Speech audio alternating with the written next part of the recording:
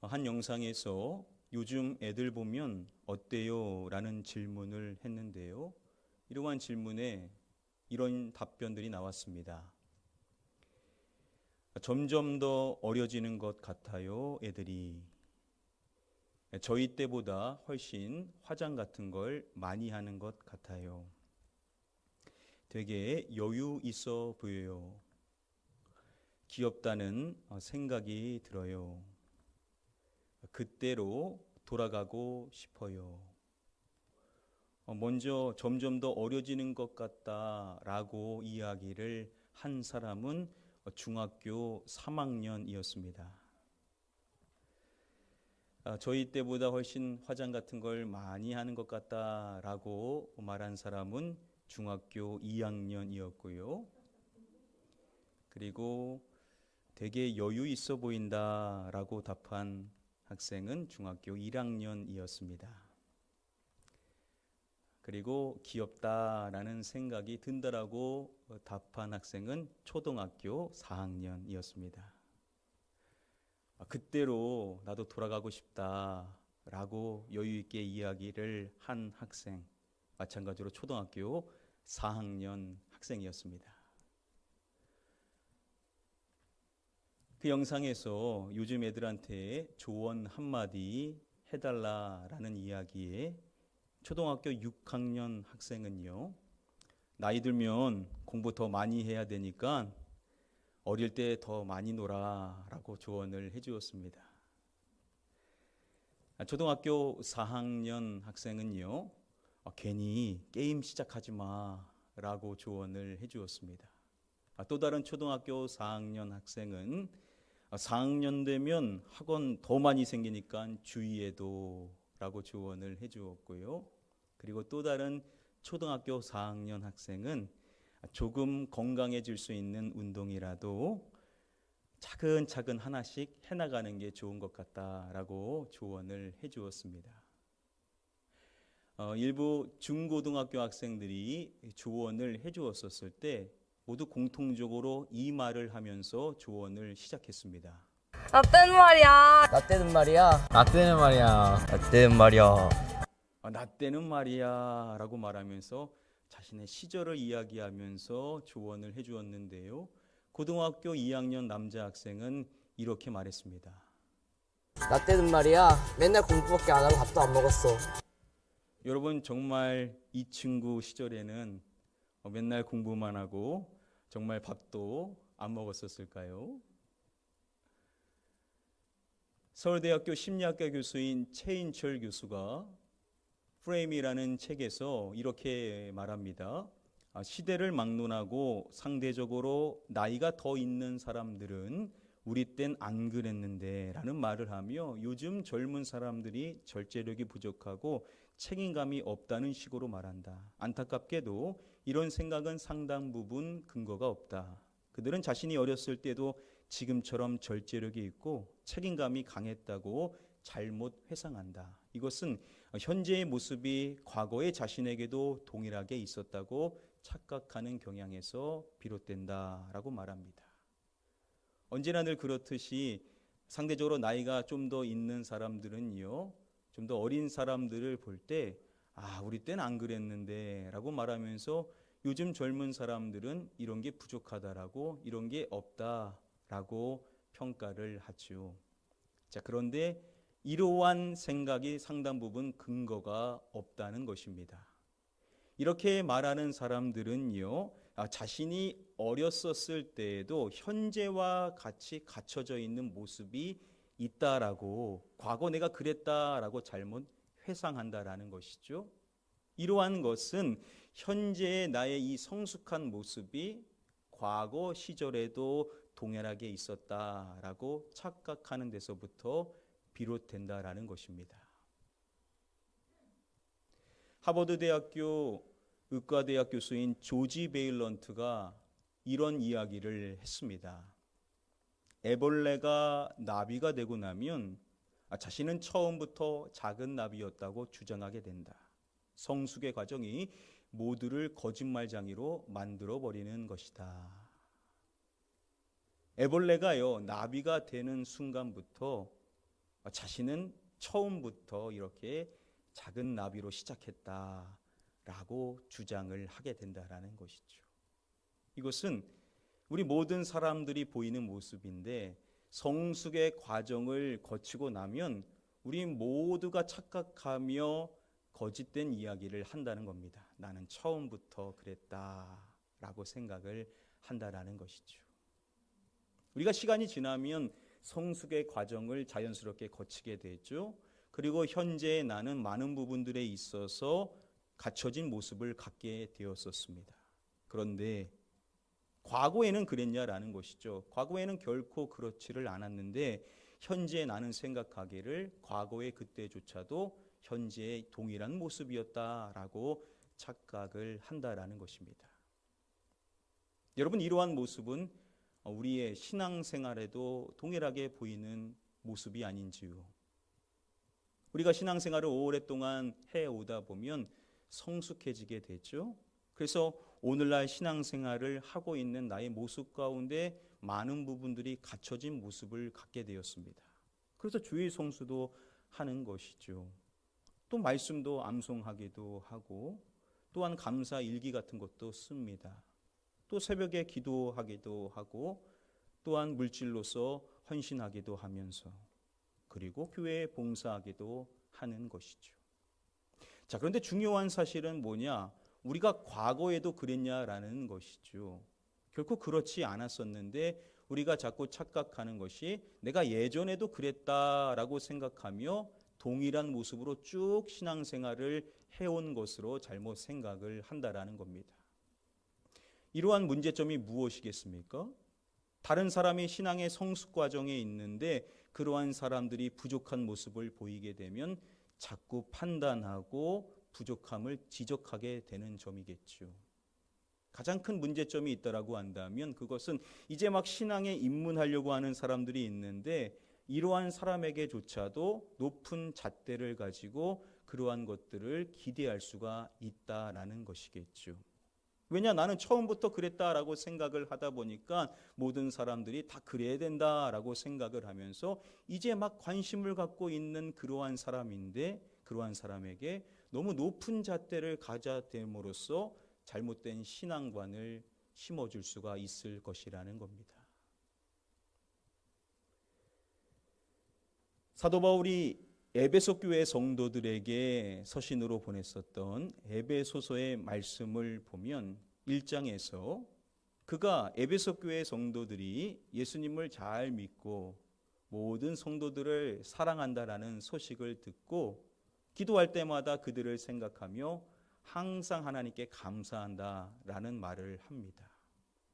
그만큼 에베소 교회 성도들이 성숙한 신앙생활을 잘 해왔었던 것입니다. 그런데 그러한 에베소 교회 성도들에 대하여서 2장에 가서 보면 바울이 이렇게 이야기를 합니다. 우리 다음의 말씀 새 번역 성경으로 함께 읽어보겠습니다. 여러분도 전에는 허물과 죄로 죽었던 사람들입니다. 그때 여러분은 허물과 죄 가운데서 이 세상의 풍조를 따라 살고 공중의 권세를 잡은 통치자 곧 지금 불순종의 자식들 가운데서 작용하는 영을 따라 살았습니다. 사도 바울이 그들에 대하여 이야기를 할 때 전에는 여러분들이 허물과 죄로 죽었던 사람들임을 말합니다. 그리고 그 시절에는 여러분들이 허물과 죄 가운데 이 세상의 풍조를 따라 살았음을 말하죠. 그리고 그 시절에는 곤중의 권세 잡은 통치자, 지금 불순종의 자녀들에게 역사하는 영을 따라 살았음을 말하는 것입니다. 또 이어지는 말씀을 보면 그들이 육신의 정욕대로 인생을 살고 육신과 마음이 원하는 대로 행한다라는 점에 대하여서 이야기를 합니다. 여러분, 지금 에베소 교회 성도들은요, 신앙의 성숙의 과정을 잘 거쳐서 현재 예수님을 너무나도 잘 믿고 있는 것입니다. 여러분, 그러면 그냥 칭찬만 해주면 될 거 아닙니까? 그런데 사도 바울은 시간을 다시금 뒤돌아가서 그들이 예수님을 믿지 않았었던 시절에 대해서 이야기를 하는 것입니다. 그 시절 그들은 허물과 죄로 죽은 인생이었다라는 것이죠. 그 시절 그들은 이 세상의 풍조를 따라 삶을 살았다라는 것입니다. 그때 그들은요, 불순종의 영을 따라 인생을 살았으며 정욕대로 삶을 살고 육신과 마음이 원하는 대로 행하는 삶을 살았었다라는 것입니다. 이렇게 에베소 교회 성도들이 예수님을 믿지 않았었을 때 어떠한 존재였는지를 구구절절 바울이 이야기를 하는 것입니다. 왜 바울이 이렇게 하는 것일까요?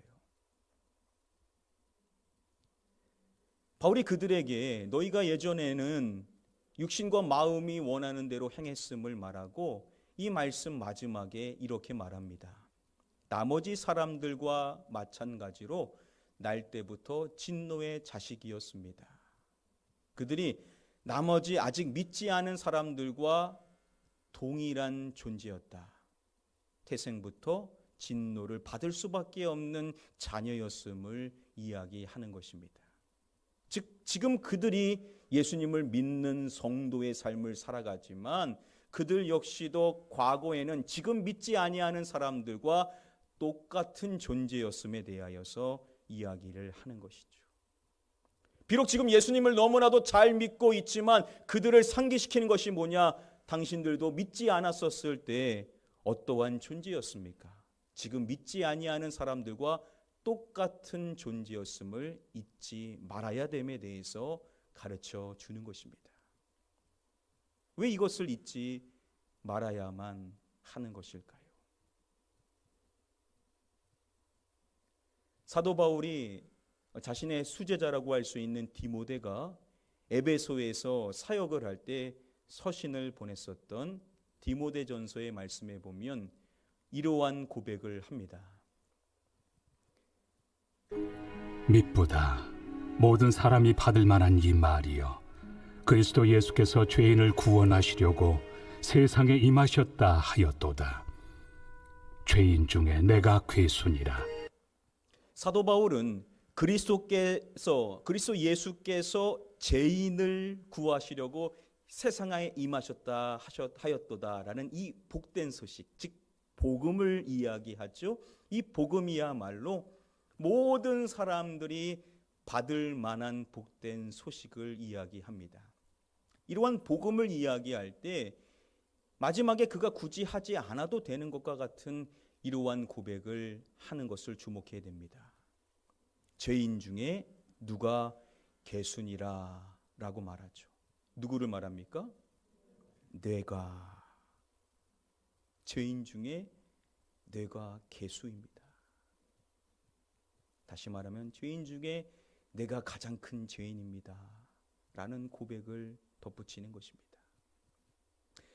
여러분, 사도 바울은 이러한 고백을 통하여서 지금도 그 복음이 필요한, 자신이 죄인인 줄 모르고 인생을 살아가는 그러한 영혼들에게 복음을 들고 나아갈 때 무엇을 기억하는 것이겠습니까? 자신 역시도 똑같은 죄인이었다라는 사실, 아니 나는 그보다 더한 죄인이었다라는 사실을 잊지 않고자 하는 거 아니겠습니까?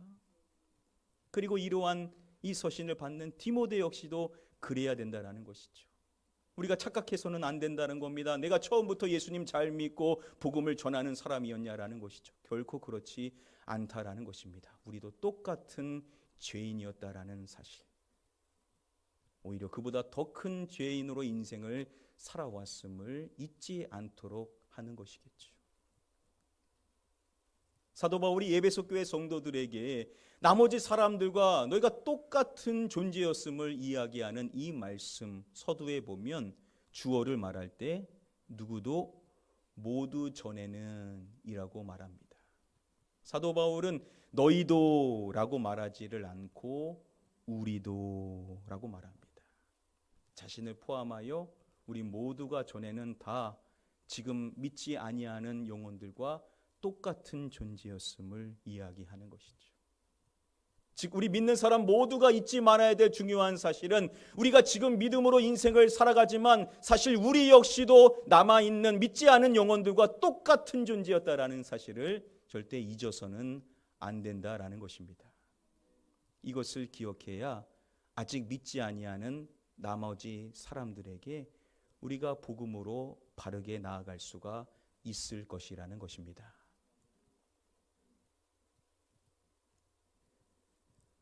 연예인 가운데 강다니엘이라는 연예인이 있습니다. 그가 고등학교 시절에 그에게 수학을 가르쳐 주었었던 수학 선생님이 최병호라는 선생님이었습니다. 이 최병호라는 분의 부모님은요, 매일 불공을 드리는 불자셨습니다. 아버지는 아들을 갖기 위하여서 일본의 유명한 절을 가서 불공을 드렸고, 어머니는 대구에 있는 절에 가서 아들을 얻기 위하여 매일 불공을 드렸습니다. 그렇게 해서 이 최병호라는 아들을 얻게 된 것입니다. 당연히 아들 역시도 부모님을 따라 불심이 아주 강했었습니다. 중학교 때 불교 중학교에 입학을 하게 되었고, 나중 거기서 학생 회장이 됩니다. 그래서 학생 전체 조회를 할 때 자신이 이 목탁을 치면서 찬불가를 인도합니다. 그리고 종교 시간이 있을 때마다 각 학급에 돌아다니면서 자신이 목탁을 쳤고, 그때 학생들이 석굴암 사진 앞에서 절을 하는 것이 일상이었습니다. 자, 그런데 한 학급에 갔는데 거기 믿는 6명의 기독교인 학생들이 절을 거부한 것입니다. 자, 그런데 이 최병호 학생이 당시 운동도 잘하고 공부도 잘하고 학생회장이다 보니까는 따르는 학생들이 많이 있었던 겁니다. 그러니까 전혀 거칠 게 없으니까 그 6명한테 뭐라고 말하냐면, 절하지 않으면 이 목탁으로 머리통을 날려버리겠다라는 협박을 합니다. 그러자 나머지 5명이 절을 하게 됩니다. 한 명만 절을 안 한 것입니다. 자, 그 한 명이 안 하자 거친 욕을 하면서 다시금 협박을 했지만 그 남은 한 명은 절을 하지를 않는 것입니다. 결국 그는 말한 대로 목탁으로 그의 머리를 내리치게 됩니다. 그때 그 친구가 사정을 말하기를, 내 아버지가 목사님이다 라고 이야기를 하면서 내가 절을 할 수 없다라는 사정을 이야기했는데, 그는 그런 게 핑계가 될 수 없다라고 말하면서 다시금 협박을 합니다. 그래도 절을 하지 않자 계속 목탁으로 때리기 시작했습니다. 이후 그는 교탁에 있던 방망이를 가지고 와서 복부를 찌르면서 교실 뒤로 몰고 갔습니다. 그 친구는 하지 말아달라고 부탁을 하면서 그 친구한테 이렇게 이야기를 했습니다. 병호야, 그러지 말고 다음에 시간 되면 우리 교회에 한번 놀러 와줘. 맞으면서 교회 이야기를 꺼내자 그가 하도 어이가 없어서 더 거칠게 화를 냈습니다. 그는 자신이 이 불교학교 학생인데 어떻게 내가 교회를 갈 수 있겠냐라고 하면서 소리를 쳤습니다. 그러자 그 이야기를 들은 그 친구가 이렇게 말하는 것입니다. 아, 맞다. 네가 우리 학교 정교 학생회장이지. 그런데 그래도 괜찮아. 우리 교회에서 친구 초청 잔치도 있고 체육대회도 있으니까 그때 꼭 와줘. 라고 또다시 교회를 이야기하는 것입니다. 그는 화가 치밀어 올랐고 더 구타하면서 협박을 이어갔습니다. 그렇게 계속 협박하는데도 그 친구는 끝까지 절하기를 거부하고 다시금 교회에 오라 라는 이야기를 했습니다. 이렇게 끝까지 버티는 그를 결국 그는 포기할 수밖에 없었습니다. 이렇게 그 학창 시절에 불심으로 가득하여서 크리스찬을 괴롭히는 일을 해왔었던 그의 인생에 한 가지 전환점이 찾아오게 되는데요. 이제 고등학교에 진학해야 되는데 컴퓨터 추첨으로 그가 부니엘 고등학교라는 기독교 학교로 배정을 받게 된 것입니다. 이 부니엘 학교가 이 부산에 있는 자신의 인근 지역으로 이사를 오게 되었었던 것입니다. 이 학교를 알아보니까는 나름대로 명문대학으로 많은 학생들을 입학시켰었던 학교였음을 알게 됩니다. 자, 그러나 자신은 갈 일이 없다라고 생각을 하고 있었는데 자신과 같이 총무로서 활동했었던 친구가 그 학교 교복이 너무 멋있다라는 이야기를 하자 그 이야기를 듣고 이 친구가 생각을 바꾸게 됩니다. 그래서 나도 멋진 교복 한번 입어봐야 되겠다라는 생각으로 갈 생각을 했는데 아버지가 강하게 반대를 하는 것입니다. 그래서 그가 말하기를 아버지가 이 학교로 보내주신다라고 한다면 내가 큰 염주 양손에 차고 다니면서 모든 선생님들, 모든 친구들을 다 전도하겠다. 그래서 절로 인도하겠다라고 이야기를 한 것입니다. 이런 당찬 포고를 이야기하자 아버지가 허락을 해줘서 그가 그 기독교 학교인 분이엘 고등학교에 입학을 하게 됩니다. 바로 그 학교에서 한 사건이 있었는데요. 그가 CBS 새롭게 하소서라는 프로에 나와서 당시에 대한 이야기를 해주었습니다. 영상을 준비했는데요. 좀 긴 9분짜리 영상인데 좀 은혜가 돼서 함께 다 나누기를 원합니다. 같이 보시겠습니다. 아침마다 방송 예배를 드리는 거예요. 오. 기독교 학교다 보니까 예, 예. 짜증나, 그렇지, 짱나 뭐 이런 학교가 다 있어. 듣기 싫지. 또 이번에 또 종교 시간이 있는데 이번에 기독교 학교니까 성경에 대해서 배우는 시간이 있는 거예요. 아, 그렇죠, 그렇죠. 인자하시고 온화하신 여자 전도사님이 들어오셨어요. 예, 예. 교회 다니는 친구들은 전도사님, 선생님이라고 너무 좋아했어요. 네. 근데 저처럼 부산은 복음화율 10%가 안 돼요. 그렇죠. 60명이 한 반이었는데 한 대여섯 명 교회 다닐까 말까 한 50몇 명이 교회 안 다니는 친구들이었거든요. 그 학교에서도요? 네네네. 왜냐하면 그냥 동네에서 네네네. 뽑혀서 동네 주민 학생들이니까. 기독교 학교지만 예, 예. 10%밖에 교회 안 다녔어요. 그렇겠네요. 90%안 믿으니까 나머지 저처럼 교회 안 다니는 친구들은 그 선생님을 그렇게 만드는데 예의가 없어서 아줌마라 불렀어요. 아줌마. 아줌마. 선생님을 아줌마라 불렀어요. 그리고 그분이 뭐 초코파이를 하나씩 주셨거든요. 네. 별명이 초코파이 아줌마였어요. 그래서 제가 워낙 불교로 센 거 아니까 애들이 병호야 저 아줌마 그 유명한 초코파이 아줌마야 그러는 거예요. 그래서 제가 애들아 가자. 저 아줌마야? 그럼 제가 가서 이 손 주머니에 찔러놓고 짝다리 짚고 아줌마가 초코파이 아줌마면서요. 우리 애들 다 배고프니까 초코파이 하나씩 주고 가요. 건방 떨었어요. 그러면 보통 생 같으면 야 그러면 안 되지. 태돈 줄 수 있죠. 태돈을 왜 해야 될 건데 그분은 어머나 다들 배가 고프시군요.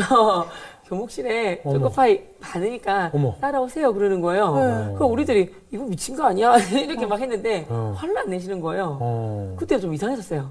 마음속으로 이거 뭔가 있구나. 그 생각이 들긴 들었었어요. 그 선생님이 어떻게 좀 가르침이 없으셨어요? 맞아요. 습관이 무서운 것 같아요. 메모를 했어요. 초코파이 아주머님이 설교하시면 저도 모르게 적고 있는 거예요. 그래서 뭐 듣기 싫지만 주제니까 적자.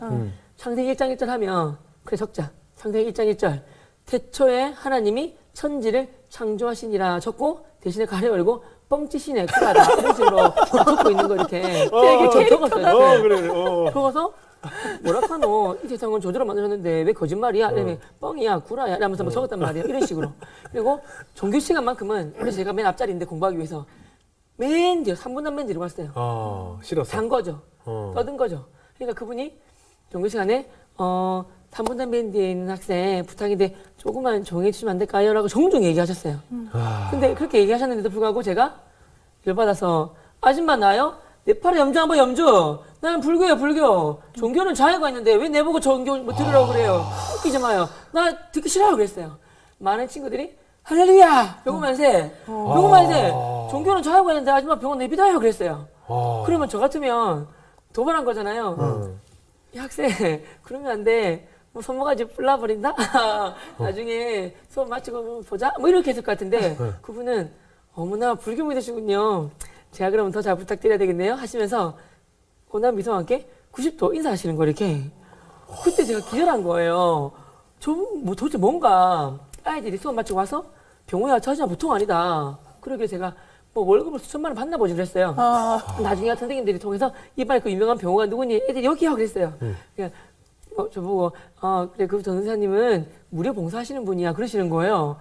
그거 더 미치겠는 거예요. 그리고 제가 아주머니가 얘기만 하시면 그냥 일어나서 아줌마 웃기지 마요. 척척 좋아하시네. 내가 왜 또 죄인이에요. 내가 이 세상에 얼마나 착한데 이 땅에서 죄를 지으면 그 사람이 감옥 가는 내가 왜 지옥 간단 말이에요. 아줌마가 초코파이 하나 주시니까 초코파이를 받아 먹으려고 이렇게 끄떡끄떡 하는 거지. 순전해야 돼. 뭘 그걸 꼬시지 마요. 어머. 아줌마 저번 시간에 매도 설거하는데 너무 상처받아. 너무 분노를 설거하고 결자요. 나가세요. 어머. 나보고 잘 써발랍니다. 나가세요 그랬단 말이에요. 아줌마 얼굴이 시뻘개졌어요. 우실 것 같았어요. 얼마나 울어라. 속상했어. 울면 내가 이기는 거다. 근데 저희 세대는 맞고 자란 세대잖아요. 네네. 날 때릴 줄 알았어요. 근데 저를 때리면 강한 전화바라면 주먹을 불 끈지고 불을 떨고 있었어요. 때리면 때려. 왜 때리냐고요? 하면서 주먹질 있었는데 그분이 다시 이렇게 온화한 미소와 함께 걸어오시는 거예요. 그리고 이게 그게 더 무서웠어요. 웃으면서 이렇게 탁 때리면 더 무섭잖아요. 그래갖고 약간 쫄고 있었는데 웃으면서 다가오시더니 명찰을 딱 봐요. 어머 병호 학생 이름도 멋지네요. 이름도 멋지세요. 제가 1학년 10개 수업 다 들어가는데요. 이렇게 병호 학생처럼 수업 시간에 메모해주고 필기해주시고 선도 발표해주신 친구 아무도 없었어요. 근데 병호 학생 최고예요. 이렇게 고마움을 뭐로 표현할까요?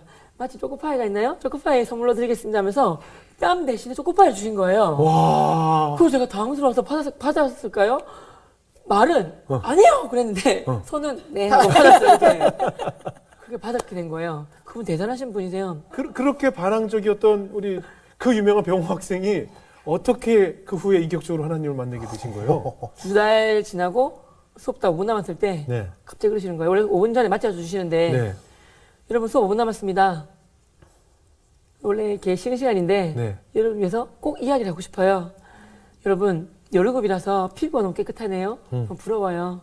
그런데 시간이 지나서 4, 50년 지나면 주름이 많이 생기겠죠. 그리고 100년이 지나면 이 땅에 만날 사람 다시 만날 사람 아무도 없겠죠. 왜냐하면 사람이라면 누구나 다 죽기 때문이죠. 죽음을 부인할 사람은 아무도 없을 것입니다. 요한계시록 21장 8절에 보면 그러나 두려워하는 자들과 예수님을 믿지 아니하는 자들과 흉악한 자들과 살인자들과 음행하는 자들과 우상숭배자들과 점술가들과 거짓말하는 모든 자들은 불과 유황으로 타는 못 이것이 바로 지옥인데 던져지리니 이것이 바로 둘째 사망이라고 나옵니다. 아무쪼록 계신 모든 학생 여러분께서는 한 번도 빠짐없이 저같이 예수 믿으시고 멋지 살다가 영원한 천국에서 영원한 하나님 찬양하면서 아름답게 살아봐요. 그 순간 종이 쳐서 어머 여러분 종 쳤네요. 다음 주에 뵙겠습니다. 안녕히 계세요. 인사를 하셨어요. 이런 생각 갑자기 드는 거예요. 제가 한 게 아니라 어떤 생각이 쑥 들어왔어요. 이렇게. 참 신기하네. 내가 딱 1년 전 4월달 부친이 오신 날 내가 불교 학생 회장으로서 도마다 절 올라가서 수백 명 앞에서 불교 TV 나오고 사회 봤을 때 그 큐시트지에 주지 스님한테 질문이 뭐였냐면 네. 주지 스님 죽음의 정의가 뭡니까? 였는데 그 스님께서 네. 죽음이란 유에서 무로 가는 것입니다 라고 하시길래 나는 이것이 정답인 줄 알았는데 틀렸구나. 정말 죽음의 정의는 이 전사님이 말씀하셨고 천국 쪽은 정말로 존재하는구나. 엄마야 큰일 났다. 나는 게다가 저들이 말하는 우상도물까지 하고 있는데 지옥 가겠네? 그런 생각이 들면서 불안했죠. 공포감이. 제가 지옥 문 앞에 있는 거를 보게 되었어요. 제가 지옥 문 앞에 있는 거예요. 이렇게 눈 감아도 보이고 눈 떠도 보이고 온몸이 다 느끼는 거예요. 순간 제가 미친 줄 알았어요. 이게 뭐지 하면서 순간 몸이 막 떨리는 거예요. 벌벌 떨고 있다가 그래 염치 불구하고 염치 없지만 내가 살 길은 저 쪼꼬파 아주머니한테 달려가서 도움을 청해야 되겠다. 그 생각밖에 안 들었어요.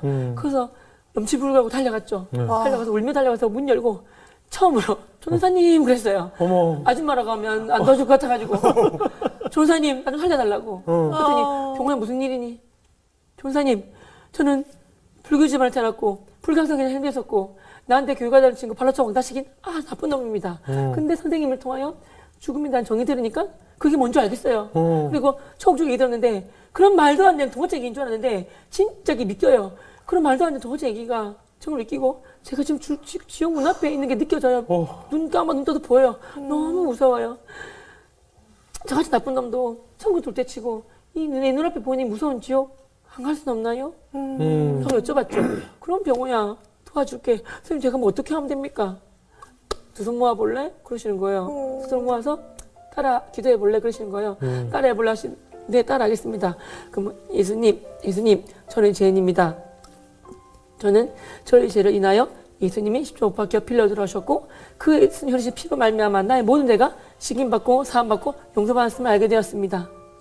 이 시간 제 마음의 문으로 예수님을 나의 구주로 영접하기 원합니다. 찾아오셔서 저를 다스려주시고 저의 주인이 되어주세요. 예수 그리스도 이름으로 기도드리옵나이다. 아멘. 이렇게 기도했어요. 그리고 저는 눈을 떴고 그때 저는 예수님을 만났어요. 그때 저는 예수님을 만났고 그때 처음으로 음성이라는 걸 처음 들어봤어요. 예수님 음성을 처음 들었어요. 네. 예수님 음성이 정말 어떤 귀로 들리는 게 아니라 온 몸과 마음으로 다 들리는 거예요. 네. 벌벌 떨리면 이렇게 정말 황홀한 느낌이 이렇게 들면서 병호야, 너는 과거에 이제까지는 하나님과 아들 예수 나를 몰랐기 때문에 죽은 가짜 인생을 살았다.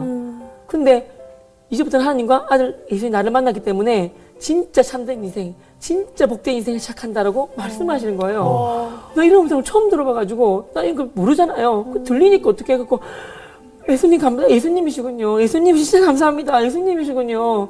너무 감사합니다. 감사합니다. 막 울고 있는데 양손에 염주가 있다만한 게 보이는 거예요. 이렇게. 다 한다는 거예요. 같이. 그래서 제가 이후 그는 자신이 목탁으로 때렸었던, 몽둥이로 때렸었던 그 친구를 떠올리게 되었고 그 친구에 찾아가서 눈물을 흘리며 끌어안고 용서를 구합니다. 그리고 이제 자신도 예수님을 믿게 되었다라고, 나를 전도해줘서 고맙다고, 사랑한다라고 고백을 했습니다. 이제 말씀을 맺도록 하겠습니다. 여러분, 그 친구는 어떻게 맞아가면서까지 그를 계속 전도하고자 했었던 것일까요? 여러분, 그 전도사님은 온갖 조롱을 받으면서까지 끝까지 친절한 모습을 잃지 않고 그에게 복음을 전해 주었었던 것일까요? 물론 여러 가지를 생각해 볼 수 있겠지만 오늘 말씀을 통하여 한 가지 분명한 사실을 알 수 있는 것은 그들은 나머지 사람들과 자신 역시도 과거 똑같은 존재였다라는 사실을 분명히 인식하는 자들이었을 것이라는 거죠. 내가 지금은 믿고 있지만 내가 은혜를 받아서 지금 아는 거지 믿지 않았었을 때는 알지 못하기 때문에 그런다라는 것을 이해를 해주는 겁니다. 내가 그 사람의 입장이 돼보면 공감을 할 수 있지 않습니까? 그래서 믿지 아니하는 영혼들이 왜 그렇게 행동을 하는지, 왜 그렇게 생각하고 왜 그렇게 반응하는지가 이해가 되는 것이죠. 그래서 지금 나는 그렇게 살지 않지만 그들이 그렇게 반응하고 보이는 모습을 이해할 수가 있게 되는 것입니다. 나도 그랬다라는 것을 아는 것이죠. 여러분, 이렇게 복음 전도의 사명을 잘 감당해 나가시는 성도님들은 한 가지 중요한 특징이 있는 것입니다. 현재 믿음 생활을 아주 잘 하고 있습니다. 그런데 이 성숙의 과정을 거치기 이전에 더 나아가 예수님을 믿지 않았었을 때 나의 모습을 기억하는 것이죠. 그때 나도 허물과 죄로 죽은 인생이었다라는 것이죠. 나도 이 세상 풍조를 따라 인생을 살았던 것입니다. 불순종의 영에 따라 인생을 살아왔었고 정욕대로 인생을 쫓아 살고 육신과 마음이 원하는 대로 행하는 삶을 살았다라는 사실을 기억하는 것입니다.